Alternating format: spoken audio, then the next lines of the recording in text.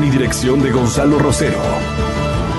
No puede haber diálogo sin libertad de expresión. No puede haber diálogo sin libertad de expresión. Ella es el alma de un pueblo. Sin atiranarse. Sin atiranarse. Este color amazónico. Desde siempre y hasta siempre.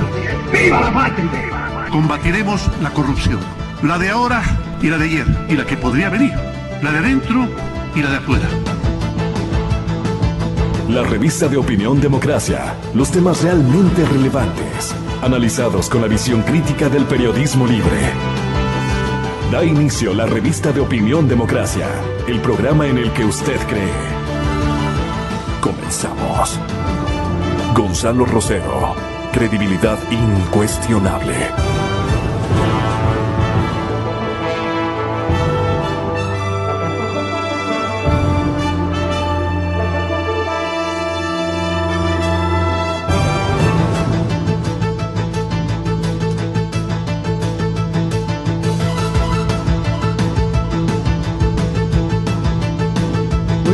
Es un enorme orgullo contar con ustedes en la sintonización de este programa de noticias que lo vamos a transmitir con muchísimo anhelo de que usted se mantenga firmemente informado. Es tan complicado ahora arribar con contenidos halagüeños, optimizantes en la vida de esta comunidad. Estamos, por ejemplo, nosotros muy preocupados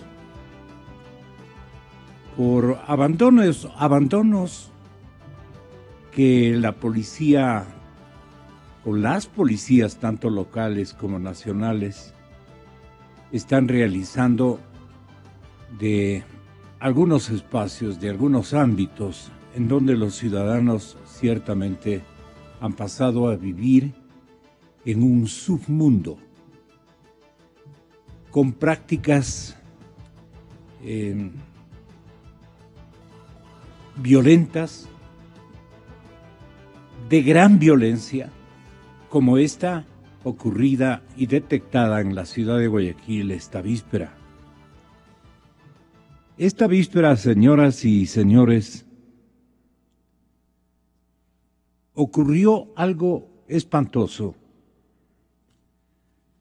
Por ventaja de la sociedad ha sido capturada una banda que se dedicaba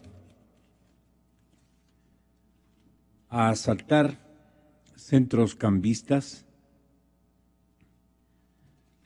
La colega y fraterna cadena Teleamazonas, no ubico la nota, compañeros, no ubico la nota.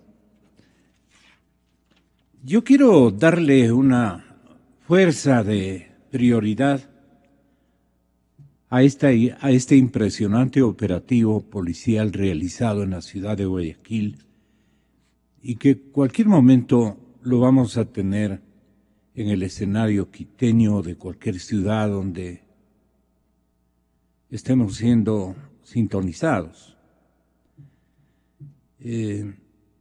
La policía desarticuló esta banda delictiva que estaba dedicada a robo de locales comerciales, al asalto a mano armada. Se ha capturado a los integrantes. El tema es que sucede en pleno centro de la urbe guayaquileña. En el momento en que se iban a atacar un negocio, la periodista Luisa María Heredia, por circunstancias de un reporterismo ágil y porque así son las coincidencias, estaba tan cerca del centro de operaciones de los malhechores y pudo contemplar esto que reportó a la matriz informativa para conocimiento como primera nota del noticiero fundamental de Teleamazonas anoche. Son agentes policiales a punto de desarticular a una peligrosa banda de asaltantes que operaba en el centro de la ciudad. Y es que segundos antes, cerca de las 10 de la mañana de este martes, dos sujetos fuertemente armados habrían ingresado a este edificio para en el zaguán encañonar a un cambista a quien se le pretendían llevar todo el dinero que cargaba para trabajar. Yo que me meto a comenzar el día, prendí una vela de buena suerte y resulta que ahí se me meten dos tipos. Entonces yo le digo, señores, espera eso que no puede entrar aquí. Y ahí fue que me sacan el arma. Me encañonan. Y parece que alguien le sopló afuera que salieron corriendo, ¿no? Eran otros dos delincuentes que hacían las veces de campaneros, quienes tras alertar sobre la presencia de los policías vestidos de civil, salieron corriendo hacia la Plaza San Francisco, pero fueron alcanzados por los agentes y tras una persecución y varios tiros, detenidos. Parecía mucha película hecha de detectives y policías. Increíble fue. Son trabajos de inteligencia que venimos realizando. Un mes aproximadamente en recabar información, conocer los movimientos de estos sujetos y el día de hoy efectivamente se los pudo evidenciar el momento en que intentaron o ya habían inclusive sometido a su víctima. Minutos más tarde en el malecón de la ciudad se logró aprender a quienes encañonaron al cambista que, como se ve en este video de cámaras de seguridad, también salieron corriendo. Iba un solo policía atrás de él. De los dos delincuentes restantes, pues eran 6 los integrantes de la banda. Antes de huir se dice que habrían subido hasta el segundo piso del edificio, donde funcionaba un comedor, para amedrentar a meseros y comensales con el afán de esconderse o fugarse. Dijeron manos arriba, esto es un asalto, arriba las manos, todos abajo. Bien armados. Claro, una 9 milímetros. Sin embargo, también fueron detenidos a la altura de las calles Sucre y Pichincha, donde se trasladaron en motos los agentes policiales. No estaban en ningún vehículo. La idea de ellos era pues no cometer este acto delictivo e inmediatamente salir en precipitada carrera y coger un taxi y irse. Tras el operativo, los detenidos fueron trasladados al UPC del sector para luego ser llevados a la unidad de flagrancia de la Fiscalía del Guayas. Son una buena banda que se dedican a cometer esos actos delictivos. Usaban la fuerza para someter a sus víctimas y posteriormente con el uso de sunchos plásticos maniatarlos y dejarlos en el lugar donde habitan o donde tienen sus actividades habituales. A la unidad de flagrancia acudió también la víctima, el cambista, para presentar la denuncia respectiva y en horas de la tarde en rueda de prensa se presentó oficialmente a los detenidos y se habló de sus antecedentes penales. 4 de ellos tienen antecedentes anteriores por diferentes causas, pero principalmente por robo. Y uno de ellos tiene una boleta vigente por robo. Luisa María Heredia, 24 horas. Teleamazonas. Bueno, la cadena Teleamazonas se lució presentándonos esta nota tan oportuna, tan impactante. En cualquier momento, en el escenario desperdigado donde los maleantes están operando abiertamente, no alcanzarán las empresas de comunicación con cualquier cantidad de reporteros en las urbes ecuatorianas a ofrecer cobertura a tantas iniciativas de organizaciones delictivas que se están organizando abiertamente a nivel nacional. Es una hora de emergencia en donde la ciudadanía también tiene que optar por cuidarse y por contribuir a que el policía, antes que conversar en las esquinas, los policías de tránsito también se conviertan, por lo menos, en informantes rápidos, diligentes, a otros estamentos igualmente policíacos a nivel nacional que tienen que estar al tanto del movimiento de estas organizaciones. Así es que pensamos nosotros que el país está en franca emergencia. ¿Y saben cuál es el problema? El problema mayúsculo es el narcotráfico, el microtráfico, para lo que aparentemente podría ser el microconsumo, que no hay tal. No hay microconsumos. La totalidad de droga que está arribando a la juventud, a los adolescentes ecuatorianos, por esa maldita, no solamente esa tabla que debe desaparecer, esa tabla de permisividad que genera sospechas de un apoyo a la industria del narcotráfico. Esto no puede seguir aconteciendo, y si el señor presidente de la República, el actual, toma esta decisión, yo creo que un país sensato lo va a aplaudir y apoyar. Eso tiene que desaparecer. A título de libertades, de evitar cárcel a nuestros jóvenes y a nuestros muchachos. En eso tiene que practicar la policía metodologías convenientes, adecuadas, como ocurre en países del primer mundo, pero no a mansalva, una permisividad para el consumo de enorme irresponsabilidad de quienes legislaron, de quienes reglamentaron esos consumos, y que en los barrios populares que nos están escuchando saben que eso incrementó el consumo. No, estoy dentro de las alícuotas que me señala la ley. No, mamá, yo tengo permiso para consumir. Es lo mínimo que me permiten consumir. No me van a apresar. No me voy a enfermar. No voy a incrementar mi adicción. No, mamá, no se preocupe. Estoy dentro de los límites que la ley me faculta como consumidor, como pequeño consumidor. Apenas soy un pequeño consumidor. Como que la droga se detiene y el vicio y la adicción se detienen, se autocontrolan. No hay tal. Señoras y señores, paso. Ayer había una información, me parece que en el diario La Hora, en donde se daba cuenta de que, aquí está, el rotativo capitalino decía en titular: Nielsen Arias se fue de Petroecuador con patrimonio no declarado. Un informe de la Contraloría que establece indicios penales reposa en la Fiscalía.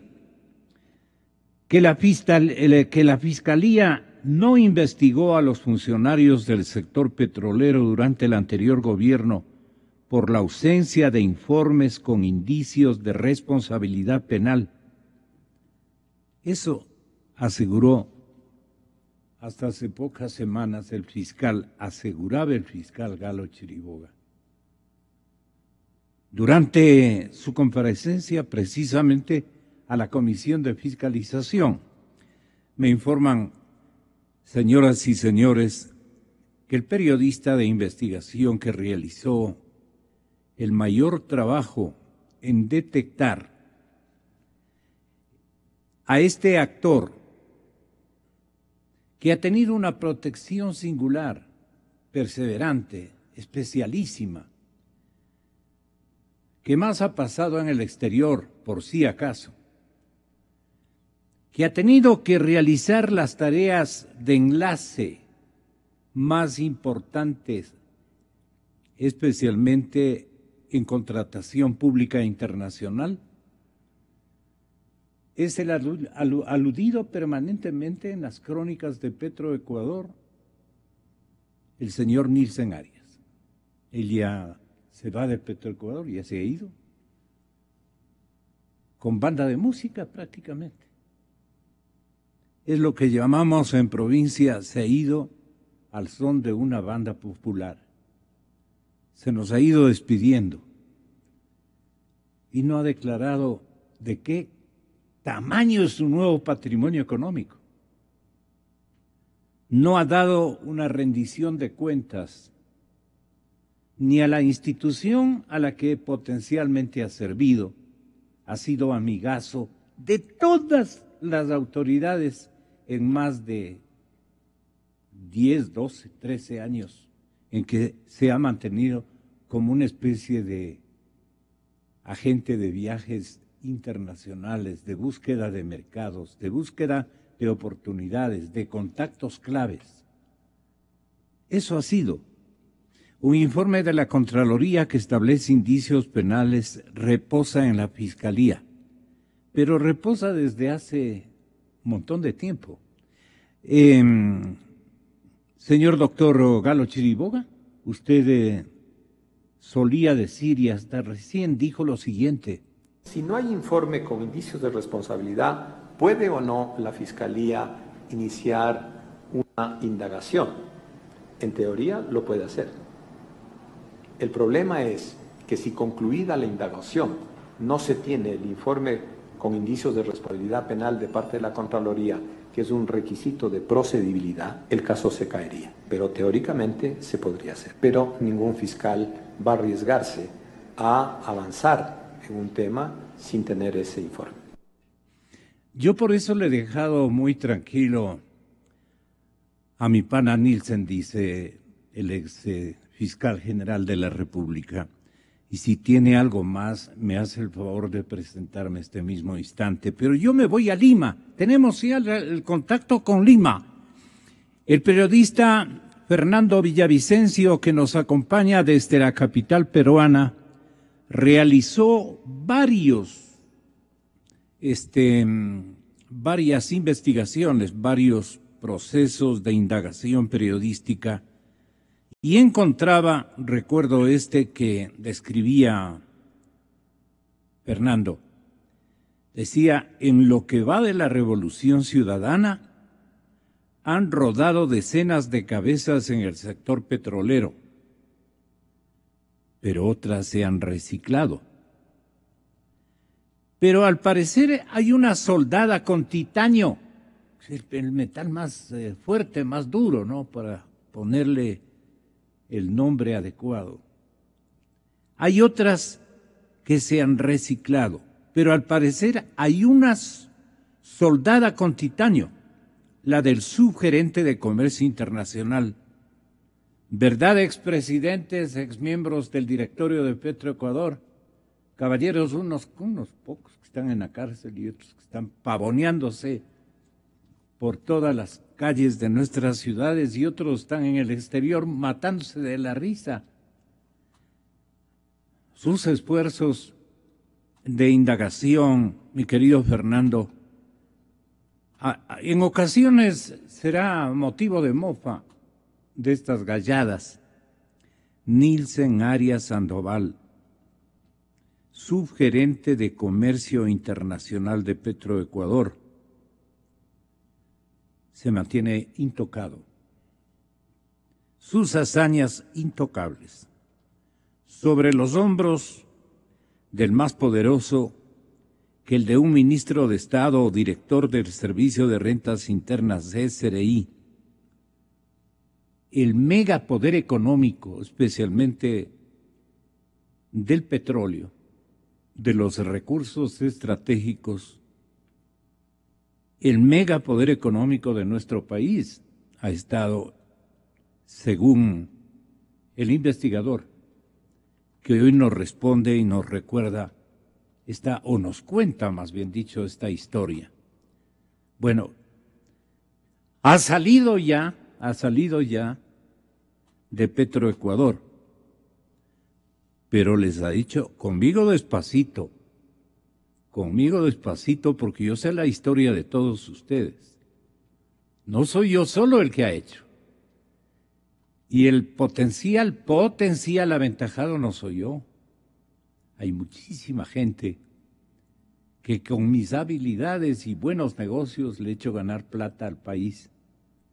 Pero ustedes saben quiénes más han ganado más que el país. De vendedor de parabrisas pasó a la alta gerencia petrolera, dice el investigador periodístico Fernando Villavicencio. Con seguridad Nielsen Arias Sandoval, no conoce el color del petróleo, pero su huella consta en los mayores y más controversiales contratos de compra-venta de petróleo, ventas anticipadas, líneas de crédito, si me está oyendo, seguramente está en Miami, líneas de crédito e importación de derivados. El que investiga, el que da todos estos datos a la sociedad ecuatoriana, corrido, esperando una diligencia que la postergan. A eso me estoy refiriendo, que tenga la bondad de darme ubicando cuál es esa acción. Sí, es de habeas corpus que están los abogados, tanto de Fernando Villavicencio, señores oyentes, como de Clever Jiménez, los autores de la indagación, los que han sido perseguidos por el gobierno que pasó. Ustedes recuerdan que en plena selva amazónica los compatriotas tuvieron que pasar a la clandestinidad con un médico que perdió incluso a su progenitora o a su progenitor, no recuerdo bien, un episodio tristísimo. Un médico que coadyuvó con este empeño investigativo. Y ahora se va riéndose de nosotros, de todos nosotros, los aguantadores ciudadanos, los engañados ciudadanos, los que votan reiteradamente por los pícaros. Ellos, señoras y señores, están gozando de sus hazañas. Con seguridad, Nielsen Arias Sandoval no conoce el color del petróleo, pero su huella consta en los mayores y controversiales contratos de compra-venta de petróleo, ventas anticipadas, líneas de crédito e importación de derivados. En las manos de este ciudadano estuvo una de las mayores riquezas del país, desde el año 2010. En el 2010 ingresó a la Subgerencia de Comercio Internacional de Petroecuador, dice la empresa de comunicación Focus, y nos pasa a contar esta historia Fernando Villavicencio en la capital peruana. ¿Saben con cuánto o cuál es la cantidad más o menos que calculan los investigadores periodísticos? No son investigadores policíacos. Los policíacos están bien calladitos. Ellos saben, pero cuidan el puesto. ¿O será que también participan de otros beneficios? Pero esto que es obligación de detectar a los ministerios públicos encargados, señor presidente de la República, y usted tiene que liquidar esa mafia hasta donde pueda. ¿Sí? El señor, aquí dice, la Subgerencia de Comercio Internacional de Petroecuador hasta abril del 2016, ¿desde qué fecha? Desde el 2010. En 6 años ha manejado la colosal cifra de 99,000 millones de dólares en contratos de venta de petróleo e importación de derivados. ¿Verdad, Fernando? Un placer saludarle, Fernando. Es que no podemos hablar con la tranquilidad que quisiéramos hacerlo. Pero en fin, se ha ido de Petroecuador, ¿y qué más quieren? Ya le hemos cancelado por un breve lapso a Nielsen Arias. O él tendrá, digamos, otras posibilidades de, a nombre de otros, mantener la industria que estamos denunciando y que conoce la ciudadanía porque ya se ha acostumbrado a oír que hay ventas de petróleo, que hay ventas anticipadas, que hay líneas de crédito, que hay importación de derivados, que todo el andamiaje de comercialización petrolera en 6 años lo manejó él, con cerca de 100.000 millones de dólares en las transacciones. ¿Verdad, Fernando? Muy buenos días. Yo creo que el habeas corpus para ustedes se impone como una primera respuesta de este gobierno y de esta sociedad de, si no premiar el ejercicio periodístico de investigación, que se lo merecen, especialmente usted, y también Clever, y también el médico que hoy está en silencio, que ha sufrido y ha padecido mucho. Ustedes han logrado poner en claro algunas circunstancias, pero más bien están en el ojo del huracán, corriendo riesgos, corriendo peligros y corridos del país, o en la clandestinidad. En la clandestinidad. Aquí se han acostumbrado las autoridades a ubicar en la clandestinidad a la gente de bien, a los que se preocupan por lo que es activo nacional, el petróleo, donde han florecido y se han enriquecido bandas y bandas de supuestos actores burocráticos que han estado buscando el bienestar nacional en mercados internacionales. ¿Cómo es la historia del señor Nielsen Arias, según su testimonio? Fernando, buenos días. Gonzalo, buenos días y siempre agradecido con usted, con la radio, con los amigos y amigas que nos escuchan. Bueno, es bueno poder hablar y hablar desde otro país, desde cualquier rincón del mundo que nos garantice libertad. Y lo primero que siempre haré es reconocer esa libertad al hermano pueblo peruano, a su gobierno. De lo contrario, no pudiese estar este rato compartiendo estas palabras. Y vea usted qué paradojas tiene la vida. Mientras la policía de Ecuador me persigue, la policía del Perú me protege y la Cancillería del Perú me protege. Y no puedo estar sino muy agradecido por ello. Bueno, el reportaje que hace usted mención, que lo publica Diario La Hora, yo saludo también la decisión de Diario La Hora, es una réplica y se hace eco de un reportaje publicado la semana anterior por el portal Focus, que es de autoría de quien habla, y también de un reportaje que usted acaba de leer, que fue publicado el año anterior respecto al rol de este personaje que es el que estamos hablando, que es de Nielsen Arias Sandoval. En efecto, Gonzalo, usted está refiriéndose a uno de los personajes más importantes, más poderosos del país, que manejó desde el año 2010 hasta el año 2000, hasta hace 20 días prácticamente, la unidad de negocios más grande de la República, que es la Sugerencia de Comercio Internacional de Petroecuador, por donde pasa el principal bien del Ecuador, que es el petróleo, la importación de combustibles.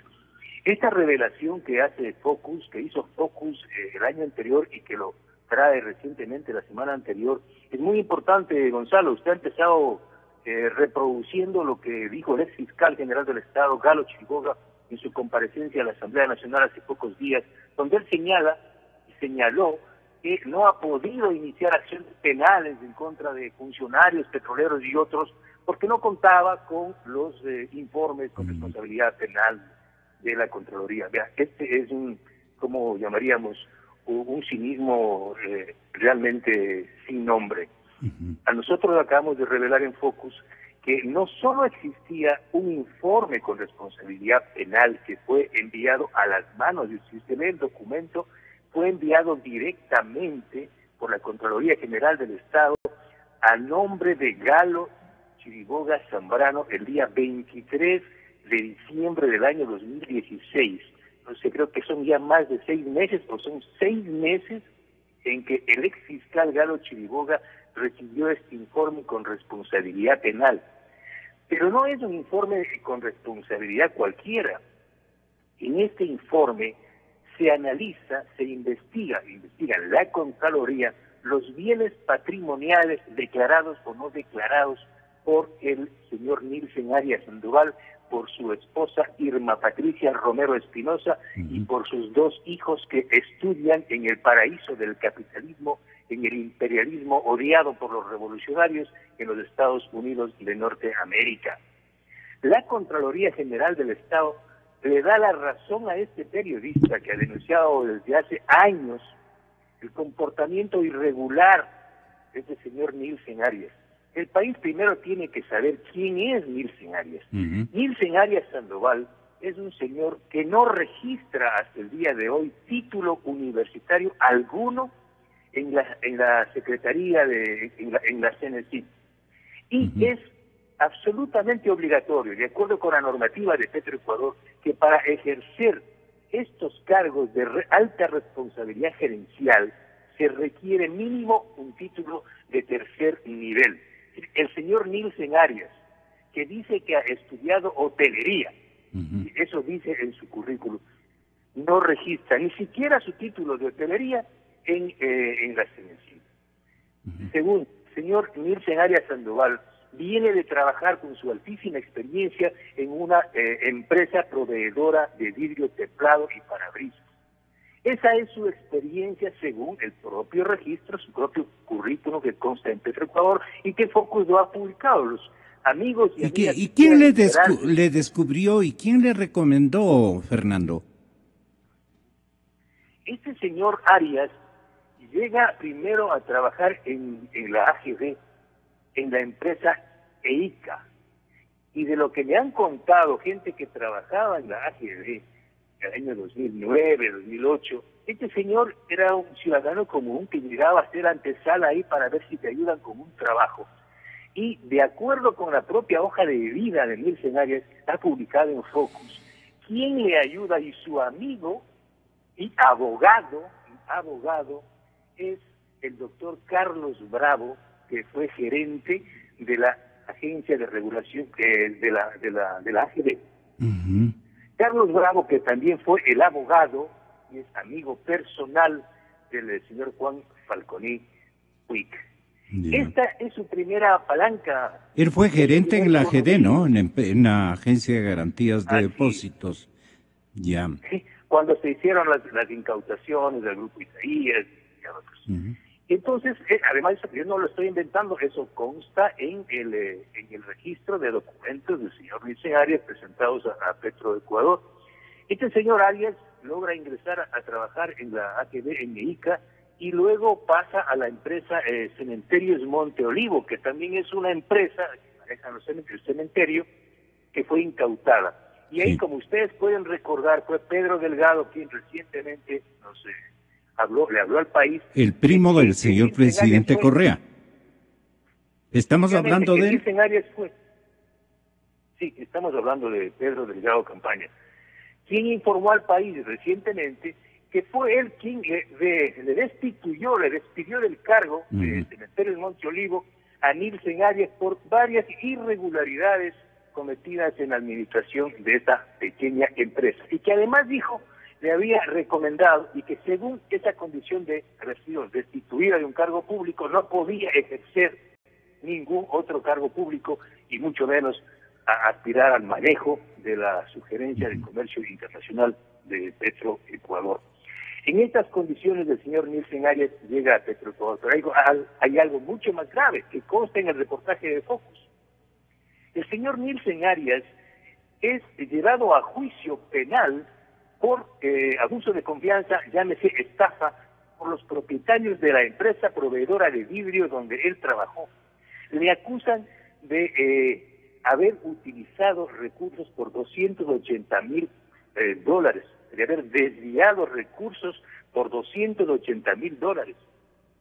Y Nilsen Arias solo logra ganar el juicio cuando ya está con poderes en el gobierno de Rafael Correa. ¿Quién es su abogado? Carlos Bravo, exgerente de la AGB.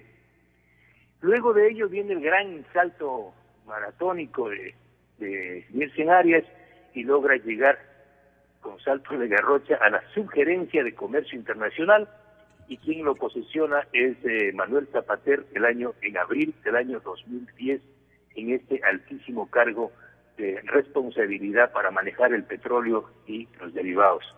Y desde ahí se ha mantenido bajo la tutela. Pero los parabrisas le hicieron conocer el amplísimo mundo de comercio internacional de hidrocarburos. Él conocía, pero a todo. Prácticamente él andaba con una maleta, dice usted. Andaba con una maleta de avión en avión. ¿Qué hacía en tanto viaje, con tanta movilización? ¿Hacer buenos negocios en bien del país o en bien de las jorgas que le encargaban, de acuerdo al turno, para explotar el principal negocio del Estado en beneficio grupal o en beneficio personal? Eso colegimos por obvias circunstancias. ¿Usted nos puede contar de la investigación, cómo aflora, digamos, un patrimonio que supo repartir también adecuadamente? Pero él pasaba en el exterior de avión en avión. ¿Fernando? Bueno, eso es lo que efectivamente el trabajo de la Subgerencia de Comercio Internacional es el manejo y la comercialización internacional del petróleo y derivados, y obviamente se requiere cumplir actividades en otros países. Entonces, en ejecución de esa estrategia del gobierno de Correa de mantener la deuda con China, de constantes créditos con China, que son pagados con petróleo, luego con Tailandia, me refiero a los contratos con PetroChina, el Banco de Desarrollo de China, Unipeg y PetroTailandia, y la importación de combustibles constantes. El señor Nielsen Arias prácticamente ha vivido desde el 2010 hasta el 2017 con una maleta en la mano, con un portafolios, y de aeropuerto en aeropuerto. Muy pocas veces pasaba en Ecuador, siempre estaba viajando, haciendo estos negocios. Entonces, lo importante es cómo este señor llega a tener el poder. De todas las evidencias encontradas, llegamos a la conclusión de que se forja una gran amistad, una relación insondable con el vicepresidente de la República, Jorge Glass Espinel. Y lo han referido varios altísimos funcionarios del sector petrolero, como el propio Carlos Pareja, que cuando él pidió la remoción en varias ocasiones de Nielsen Arias, tanto el ministro de Finanzas, el exministro de Finanzas, Fausto Herrera, como Jorge Glass, pusieron el grito en el cielo para impedir que Nielsen Arias Sandoval se pueda ser removido de este cargo. Este cargo le persigue el vidrio, ¿no? Sí, por ahí va la metáfora, ¿no? De que de vender vidrio hizo una gran amistad con el señor Glass, y hasta tiene una empresa vinculada a su esposa que se llama Sircover Glass. Y ya van a ver las sorpresas que aparecen por ahí con Sircover Glass. Es una empresa fuera del país. Bueno, la investigación de Focus, conjuntamente y apoyada también con esta investigación de la Contraloría, que ya es un informe oficial. Gonzalo, ¿a dónde quiero ir, y oyentes? El ex fiscal general del Estado, teniendo en sus manos un informe con responsabilidad penal desde diciembre del año 2016, debió iniciar la acción penal en contra de Nielsen Arias, y no lo hizo. Segundo, pero no solo tenía este informe.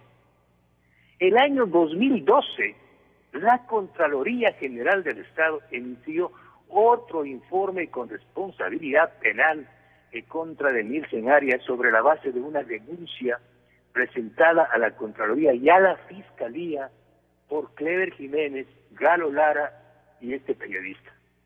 Nosotros, Gonzalo, el año 2011, como ha sido mi actitud siempre, no solo de escribir en los medios, en Plan B, en Focus, sino también de facilitar a los organismos de control, que a lo mejor no conocen, ¿no? ¿Qué es lo que he hecho? De lo que escribo, de lo que investigo, envío un documento al presidente Correa, al expresidente Correa, al Contralor, a la Fiscalía, para que tengan conocimiento y de encontrar delitos, pues ordenen una investigación. Y así fue, Gonzalo. El 2011 remitimos por cuerdas separadas unas peticiones de investigación a la Contraloría y a la Fiscalía por la compra de un buque de diésel que se hizo en agosto y septiembre del año 2011. Esto sí realmente es de susto. De Ripley. El señor Nielsen Arias Sandoval, de las poquísimas ocasiones donde ha hecho licitaciones para comprar combustibles, porque todo el tiempo compran combustibles a dedo y venden petróleo a dedo, sin licitación. Este señor convoca un concurso para comprar un cargamento de diésel premio, ¿sí? Y los sobres debían abrirse el día 26 de agosto del año 2011. Pero escuchen, ecuatorianos, escuchen, el 26. Resulta que el buque cargado con el diésel premium, con destino a Ecuador, había salido el día 24 de agosto, es decir, 2 días antes salió de Texas, de Estados Unidos, con rumbo a Balao en Esmeraldas. Es decir, una suerte de brujería. Ya cargaron el buque antes, el buque ya salió, y recién iban a abrir 2 días después los sobres para ver cuál es la empresa que gana. Y vea usted la magia que hace Nielsen Arias. Resulta que la compañía mexicana PMI gana, abre los sobres y gana la misma compañía que ya había enviado el buque con diésel desde Texas de los Estados Unidos.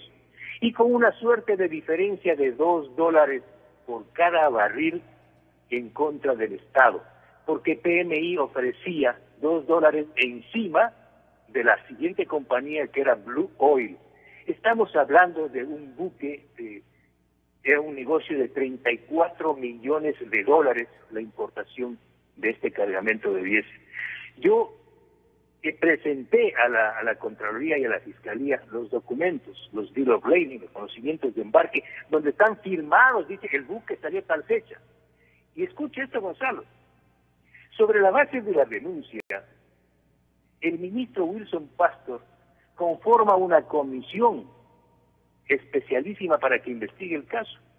Y en esa comisión le pone a Jorge Glass, a Carlos Pareja y a Nucevi, a un representante de la Secretaría de Transparencia, y esta comisión señala que efectivamente se cometió un delito y un perjuicio para el país, y que efectivamente el buque salió 2 días antes. Claro que Glass no estaba personalmente en la comisión, sino su delegado de la vicepresidencia del Ministerio Coordinador de Sectores Estratégicos.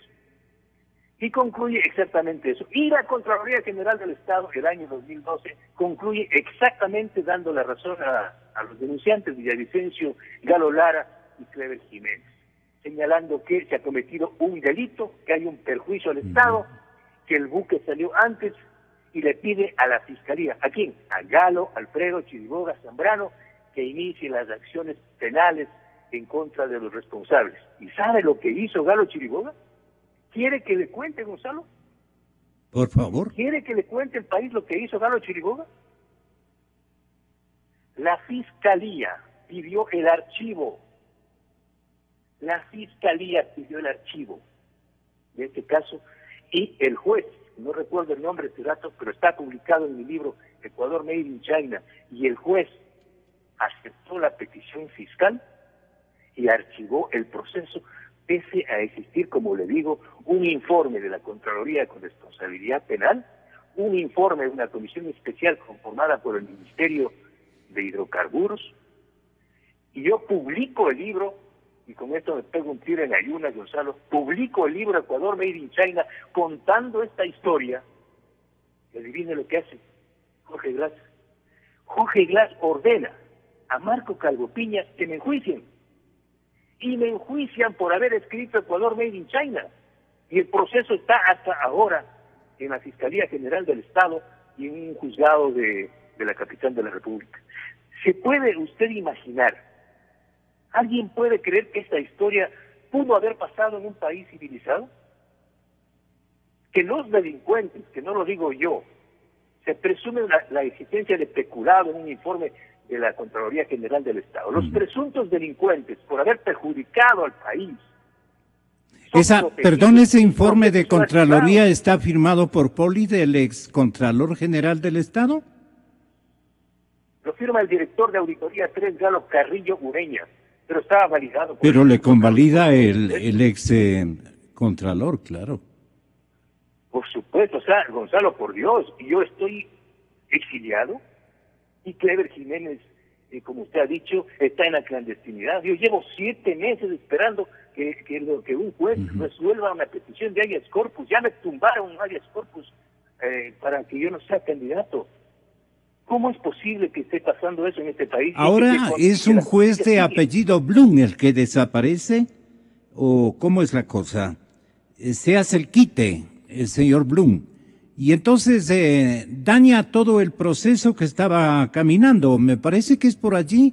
Ojalá nos puedan hablar este momento para darle un ligero descanso a nuestro testigo en Lima, testigo de todo lo que ha venido ocurriendo con los dineros de ustedes, señoras y señores. Está conmigo el señor doctor Ramiro Román, abogado de Fernando Villavicencio. ¿Estamos bien? Y está conmigo Julio César Zarango, abogado de Clever Jiménez. Así estamos bien. Entonces, Fernando está en Lima. Cuéntele, doctor Ramiro, y cuéntele también, doctor Julio César Zarango, cuenten ustedes al público qué estaban tramitando, qué siguen tramitando y cuál es el bloqueo, el boicot que reciben de los jueces de la trinca. Tengan la gentileza para que conozca por lo menos el país. Voy con usted, doctor Ramiro Román. Voy con usted, doctor Zarango. Sí, doctor Zarango, ¿le estamos escuchando, doctor Román? ¿Quién está en línea? Julio Zarango está en línea. Adelante, doctor. ¿Cómo es el asunto de el recurso de habeas corpus que le torean en el sector de la jurisdicción oficialista, ¿cómo llamarle? Donde los propietarios son distintos a los que reclaman un habeas corpus, porque están diciéndonos verdades investigadas a cabalidad con pruebas al canto. Tenga la bondad. Gracias, licenciado Rosero. Un saludo a toda la audiencia. Bueno, nosotros este habeas corpus los hemos insistido por segunda ocasión. ¿En razón de qué? De que el juez Blum Carcelén violó la Constitución y la ley vigente. Bien. ¿Por qué razón? A Clever Jiménez y a Fernando Villavicencio lo juzgaron por un supuesto delito de información que se encontraba tipificada en el artículo 202, enumerado primero, inciso primero, en donde tenían pues una prisión de 6 meses a 1 año. Es decir, ese tipo penal no ameritaba ni orden de prisión ni una medida cautelar, pero el juez Blum Carcelén, de manera arbitraria, les dijo que se presenten cada 15 días ante el secretario de la Corte Provincial de Pichincha, y también les prohibió la salida del país. Eso fue en la formulación de cargos, pero no sorpresa, cuando el fiscal llega a la audiencia preparatoria de juicio, dice: yo quiero que les ordene la prisión preventiva, así de fácil, sin mediar ninguna motivación, ni explicación, ni fundamentación.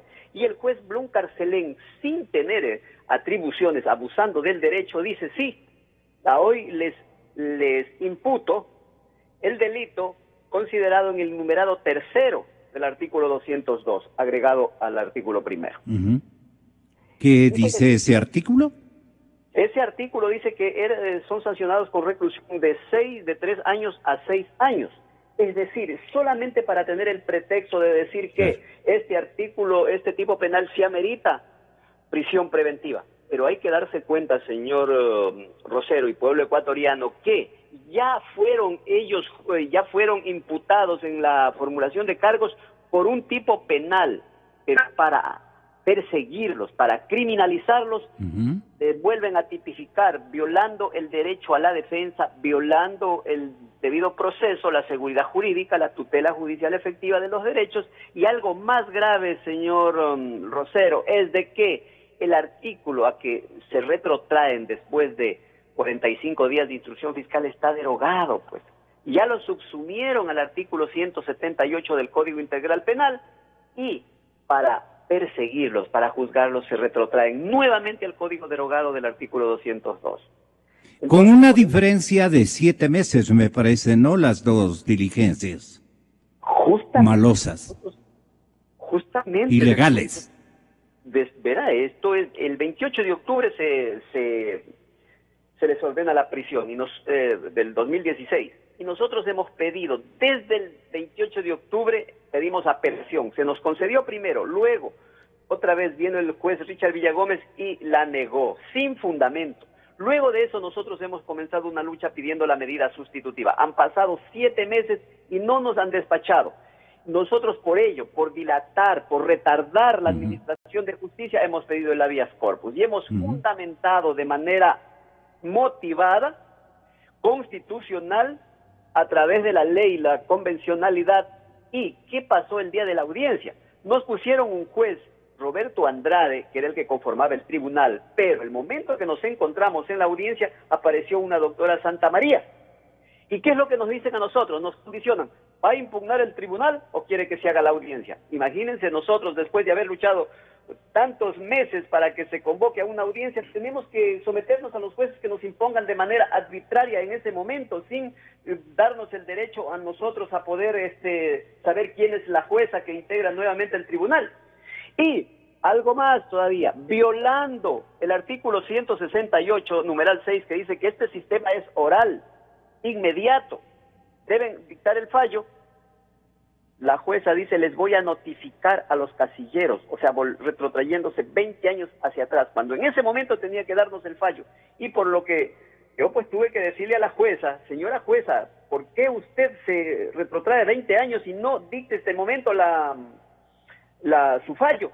La jueza dice, es que tengo que analizar la ley, tengo que analizar la Constitución. Aquí, señores jueces, tienen que analizar con lo que nosotros presentemos. De tal manera que el juez Blum Carcelén ni siquiera se presenta, manda un escrito sin ningún fundamento, y la jueza pues dijo que iba a analizar ello. Y hay algo más, el habeas corpus tiene que ser en ese momento. Así es un recurso de inmediatez absoluta. Por supuesto, en ese momento tiene que justificar cuál ha sido la fundamentación y la motivación de la orden de prisión preventiva y nada más, pero eso no hubo. ¿Y cómo defienden la dilación de el proceso, señor doctor Román? ¿Cómo defienden? Julio Sarango. Sí, pero estamos en la otra línea con el doctor Ramiro Román. Le estoy pidiendo a él también la opinión. ¿Ramiro? Sí. Tenga la bondad. ¿Cómo es que la defensa cuestiona la dilación del proceso? ¿Quién nos responde por esos 7 meses? Le dicen. Y el juez Blum deja pasar tanto tiempo, espera tanto tiempo para recién excusarse. La idea, estratégicamente hablando, era distinta. Quiero que nos haga entender, Ramiro. Si es tan amable, doctor. Gracias, muy amable, mi estimado Gonzalo. Un saludo a Fernando, un saludo a Julio y un saludo a todos los radioescuchas. Mire Gonzalo, hay en el sistema informático, y quiero dejar claro esto de la pregunta que usted me hace, hay en el sistema informático de la función judicial y de la Corte Nacional una providencia que es puesta de ayer a ahora, en horas que realmente ni trabajamos, pero aparece la doctora Zulema Pachacama dictando una providencia que acepta las excusas de todos los jueces y dice que el día 12 de julio del 2017 a las 10 de la mañana en el 9º piso de la Corte Nacional, en el penthouse, donde tengo entendido que es una zona totalmente restringida hasta para grabaciones y todo en la Corte Nacional, se va a realizar la audiencia de sustitución de medida. ¿Qué significa esto? Que si dicen que van a resolver el habeas corpus ahora y están convocando a una audiencia, para resolver un habeas corpus, ya tenemos el antecedente de esta providencia de la doctora Pachacama, en la cual nos están diciendo que nos van a dar la audiencia de sustitución de medidas. Eso quiere decir que el habeas corpus no es nada difícil que vaya a ser negado. Es decir, hubo una reunión o algo pasó en la Corte Nacional, porque después del habeas corpus del día lunes que no lo resuelven, lo que viene esta providencia, que como le digo nos está llegando en correo electrónico y básicamente tengo entendido que en el casillero ya debe estarse llevando, que todavía no la tenemos en la mano. Pero esa es la verdad que está sucediendo en el caso. Pero yo quiero dejar claro respecto a los 7 meses del señor Exactamente. Blum, del doctor Blum. Eso significa violar el plazo razonable del artículo 7 de la Convención de Derechos Humanos. ¿Qué es lo que establece? Justamente el plazo razonable que debe respetarse para no violar derechos humanos. Claro. No puede ser posible pues que un juez se dé cuenta que tiene que excusarse después de un tiempo determinado. Además, siguen tramitando el proceso, Gonzalo, y en eso también está la doctora Silvia Sánchez, que ya estuvo resolviendo el tema de excusas y que ha sido recusada en el momento concreto ¿Quién le recusó? En la causa. Entonces, la recusación existe de parte de Fernando y de Clever, porque justamente no despachaba el proceso. Y en ese sentido, pasaron de juez en juez hasta que llega a donde la doctora Zulema Pachacama. Entonces, el caso de Clever y de Fernando está siendo totalmente dilatado, violando el debido proceso, la seguridad jurídica, todo lo que tenemos dentro de la Constitución y de los estándares internacionales. Y con el único pretexto de no dejarlos en libertad. Por eso yo creo, sinceramente, y Gonzalo, ahora a través de su prestigioso medio de comunicación, yo considero que no pueden hacer persecuciones políticas a las personas, ni utilizar el derecho penal para seguir persiguiendo a Clever Jiménez y a Fernando Villavicencio. Ya basta. Tienen que darles la libertad porque es justo que les den la libertad y los dejen. Primero estar con sus familias, porque no solamente afectan a las personas, Gonzalo, afectan también a sus familias, a sus cónyuges, afectan a Verónica, a Rocío, que son los dos cónyuges de Fernando y de Clever. También a los niños que tienen menos de 7 años.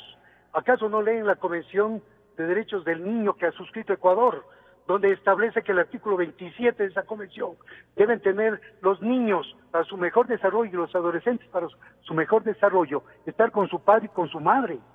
En esa parte, haciendo persecución a Clever y a Fernando, lo que están haciendo es destruyendo las familias emocionalmente a los hijos. Eso es lo único que están haciendo. No creo que eso es justicia, Gonzalo. Yo creo que sinceramente las dilaciones lo único que hacen es darnos la razón en todos los planteamientos que se han hecho en forma incluso internacionalmente y que no han sido realmente aceptados por la Corte Nacional, porque no han querido aceptarlos, nada más, porque eso sí son vinculantes en los procesos. En cambio que las fiscalías en sus respectivos turnos han liberado de responsabilidad precisamente al caballero Arias. ¿Cómo son las cosas? Se me terminó el tiempo para este programa. Como siempre, mi abrazo solidario para Fernando en Lima. Muchas gracias por la contribución esclarecedora, Fernando, y nuestro saludo y adhesión permanente para su esposa Verónica y para sus tiernos hijos. Yo quiero llamar la atención de las autoridades que controlan, en este caso, el Consejo Nacional de la Judicatura. Yo, doctor Yal, francamente, pensé que usted tenía siempre virtualidades importantísimas y que el encargo que le dieron de controlar al estamento jurisdiccional de nuestro país no solamente tiene que ver con los activos y patrimonios físicos sino con una gran empresa que aluda y practique la justicia, no los emprendimientos o réplicas políticas de nadie. El señor presidente Correa va a irse en próximas horas a descansar y a reparar sus venganzas, sus despropósitos, y a reparar su conducta con la que yo le conocí, antes que usted, señor doctor Yal. Pero le prometo que yo no me imaginaba que usted iba a cumplir un rol, doctor Yal, tan controversial, por dejarlo en esos términos. Me parecía que la justicia, por lo que yo escuché sus discursos antes del correísmo, que la justicia para usted era una expresión de lo que se llama justicia, en términos ciudadanos, en términos de libertades ciudadanas. No sé qué pueda reclamar y no animar a que sigan bloqueando, boicoteando, por ejemplo, un recurso humano de sana solidaridad como es el habeas corpus en favor de estos dos compatriotas que tanto han sufrido ellos y han hecho padecer a sus respectivas familias. Estamos heridos, estamos muy molestos. Si esta justicia no cambia por obra de un ejecutivo tenaz, con gran energía, que ponga las cosas en orden, entonces, Dios mío, Dios bendito, ¿a dónde nos va a conducir de nuevo este episodio en el que tenemos cifradas esperanzas? Pueblo ecuatoriano, el habeas corpus, para Jiménez el habeas corpus, para Fernando, por lo menos eso. Vamos a volver, señoras y señores, con este tema que va a interesarles. Los analistas son de primer nivel. El señor doctor Felipe Burbano de Lara, el señor doctor Diego Ordóñez, el periodista Marlon Puertas. Así es que académicos y periodistas se unen para opinar sobre lo que realmente el juicio al excontralor del Estado le abre o le cierra el camino al presidente Moreno para también contribuir al esclarecimiento del tema del señor vicepresidente de la República. Tengo que hacerlo con todo el tino porque no quiero yo ninguna confrontación cupular en ese partido, pero sí quiero justicia, queremos justicia todos los ecuatorianos. Señoras y señores, en instantes estamos de nuevo con la noticia libre porque buscamos la verdad y creemos en la radio. Yo creo en la radio, creo en la verdad.